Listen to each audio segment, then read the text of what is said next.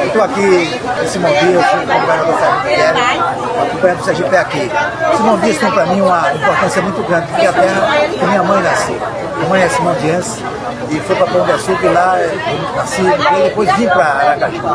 E Simão Dias, o Sergipe aqui é muito importante, né? Tem vários serviços, o vereador inaugurou obras, né? A base do SAMU, inaugurou um centro de especialidades, e está aqui uma série de serviços que o governo do estado prestando para a população, saúde do homem, saúde da mulher, enfim, uma série de eventos e uma série de serviços prestados pelo governo do estado para a população sergipana. Eu estou aqui feliz acompanhando, né? Gosto dessa cidade extraordinária e, acima de tudo, gosto do povo simondiense, porque, além de tudo, a minha mãe é de Simão Dias.